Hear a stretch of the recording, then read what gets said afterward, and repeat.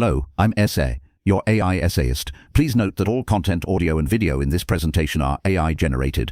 As AI can sometimes produce inaccuracies, I encourage you to verify any factual information presented. With that in mind, let's begin. John Tyndall's 1863 publication, Heat Considered as a Mode of Motion, stands as a monumental achievement in the 19th century consolidation of thermodynamics and molecular physics. It was more than a mere textbook. It represented a culmination of experimental investigations and a powerful argument for kinetic theory of heat, elegantly presented to a broad scientific audience. To fully appreciate its significance, one must understand the scientific landscape preceding its publication, Tyndall's contributions beyond this single volume, and the subsequent impact the work exerted upon the development of physics. The mid-19th century witnessed a vigorous debate regarding the nature of heat. The caloric theory, which posited heat as an imponderable fluid permeating matter, still held sway in some circles, despite mounting evidence favoring its rival, the kinetic theory. The kinetic theory, championed by figures like Daniel Bernoulli, James Prescott Joule, and Rudolf Clausius, proposed that heat arises from the ceaseless motion of atoms and molecules constituting matter. Joule's experiments, establishing a mechanical equivalent of heat, demonstrated that mechanical work could be quantitatively converted into heat and vice versa, providing strong support for the kinetic view. Clausius further refined the understanding of thermodynamics, introducing the concept of entropy and formulating the first and second laws of thermodynamics with mathematical rigor. However, these advancements remained somewhat fragmented and inaccessible to many scientists. It was against this backdrop that Tyndall entered the fray. He was a gifted experimentalist, renowned for his meticulous investigations of light, radiant heat, and the properties of gases. Prior to Heat Considered as a Mode of Motion, he conducted groundbreaking research on the absorption and emission of radiant heat by various gases, demonstrating that gases like water vapor and carbon dioxide exhibited far greater absorptive power than atmospheric gases like nitrogen and oxygen. This discovery had profound implications for understanding Earth's climate, as it suggested that variations in atmospheric composition could significantly influence global temperatures. His experiments on diamagnetism and the scattering of light, the Tyndall effect, the scattering of light by particles in a colloid or fine suspension, also established him as a leading figure in experimental physics. Heat Considered as a Mode of Motion represented Tyndall's attempt to synthesize these experimental findings with the theoretical framework of the kinetic theory. He masterfully presented complex concepts in an accessible manner, using vivid analogies and compelling demonstrations to illustrate the fundamental principles. The book systematically explored the nature of heat, starting with the basic concepts of temperature and heat transfer and progressing towards a detailed treatment of the kinetics. A key component of Tyndall's argument involved the clear explanation of caloric versus kinetic energy. He explained how caloric energy could be measured by way of temperature increases. He then described the kinetic energy as the motion of particles. Tyndall devoted considerable attention to the experimental evidence supporting the kinetic theory. He discussed Joule's experiments on the mechanical equivalent of heat, highlighting the precise quantitative relationship between mechanical work and heat generation. He also presented his own experiments on the absorption and emission of radiant heat by gases, arguing that these phenomena could be readily explained by the kinetic theory, whereas the caloric theory struggled to provide a satisfactory account. For instance, he showed how the selective absorption of radiant heat by water vapor, a phenomenon difficult for caloric theory to explain, could be understood as the result of specific vibrational modes of water molecules excited by specific wavelengths of infrared radiation. These vibrations, he argued, constituted a form of molecular kinetic energy. In addition to experimental evidence, Tyndall emphasized the explanatory power of the kinetic theory. He showed how it could account for a wide range of phenomena, including the expansion of gases upon heating, the diffusion of gases, and the change of state from solid to liquid to gas. He described the movement of atoms within matter. He accounted for the differences in the thermal properties of different materials based on the mass and velocity of their molecules. He explained that in solids, molecules are densely packed and vibrate,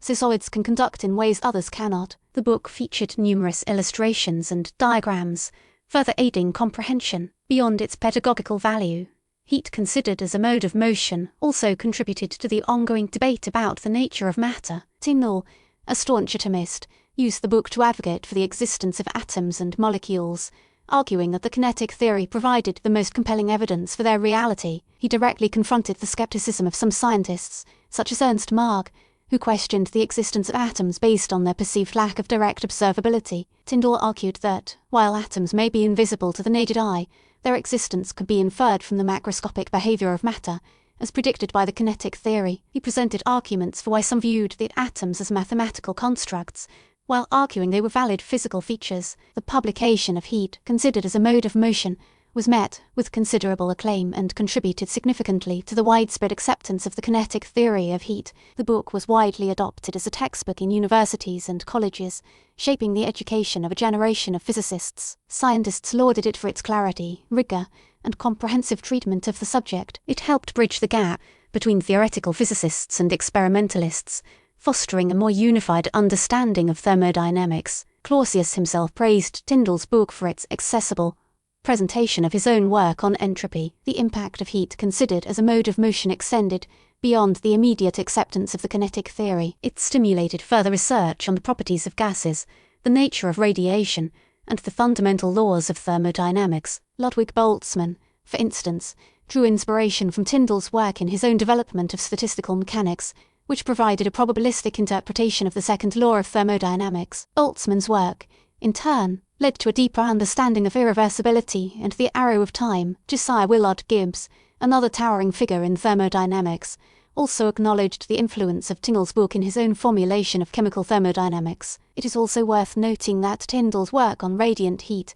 as presented in Heat Considered as a Mode of Motion and his other publications, had a profound impact on the development of meteorology and climate science. His discovery of the selective absorption of radiant heat by atmospheric gases laid the foundation for understanding the greenhouse effect. Svante Arrhenius, a Swedish scientist, explicitly cited Tyndall's work in his 1896 paper, which was the first to quantitatively estimate the impact of changes in atmospheric carbon dioxide on global temperatures. Thus, Tyndall's contributions to the understanding of heat played a crucial role in the emergence of modern climate science. Despite its widespread success, Heat Considered as a Mode of Motion was not without its critics. Some scientists questioned Tyndall's interpretation of certain experimental results, while others challenged his advocacy of atomism. However, these criticisms served primarily to stimulate further research and debate, ultimately leading to a more refined understanding of thermodynamics and the nature of matter. The nature of the absolute temperature scale also served as the subject of debate. In retrospect, Heat Considered as a Mode of Motion stands as a landmark achievement in the history of physics. It not only provided a lucid and comprehensive account of the kinetic theory of heat, but also played a crucial role in its widespread acceptance and subsequent development. Tyndall's masterful integration of experimental evidence and theoretical insights, combined with his exceptional communication skills, made the book accessible to a broad audience and inspired generations of scientists. His work on radiant heat, in particular, continues to resonate today as we grapple with the challenges of climate change. Beyond the specific scientific content, Tyndall's book exemplifies a broader trend in 19th century science: the increasing emphasis on experimental evidence and quantitative analysis. He demonstrated that physics requires constant empirical verification along with mathematical and theoretical postulation. He advocated for a scientific method based on careful observation, precise measurement, and rigorous reasoning. This emphasis on empirical validation became a hallmark of modern science, distinguishing it from earlier, more speculative approaches. Furthermore, Heat Considered as a Mode of Motion showcases the power of effective scientific communication. Tyndall possessed a rare ability to convey complex ideas in a clear, engaging, and accessible manner. His use of vivid analogies, compelling demonstrations, and numerous illustrations made the book a pleasure to read, even for those with limited scientific background. He understood that effective communication involved not only presenting the facts, but also capturing the imagination and stimulating curiosity. This skill proved crucial in popularizing the kinetic theory and inspiring a new generation of physicists. The legacy of Heat Considered as a Mode of Motion extends far beyond the 19th century. It's influenced and still be felt in contemporary physics education, as many textbooks continue to adopt Tyndall's approach of integrating experimental evidence with theoretical explanation. The book also serves as a reminder of the importance of scientific communication, highlighting the need for scientists to effectively convey their findings to both their peers and the general public. In an era of increasing scientific specialization,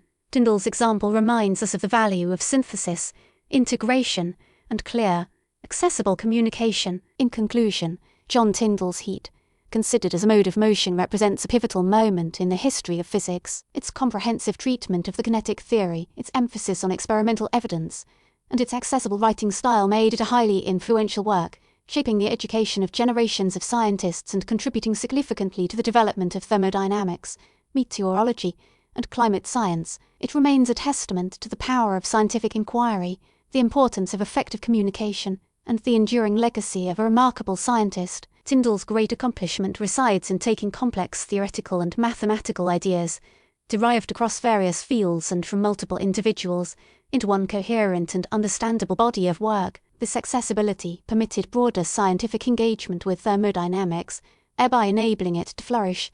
We really appreciate you tuning in to this AI-powered presentation. Our goal is to push the boundaries of AI in content creation, and your input is invaluable. If there's a particular subject you'd like to see us tackle next, or if you have suggestions on how we could fine-tune our AI's creative prompts, please don't hesitate to leave your ideas in the comments section. We're excited to bring you more unique content very soon.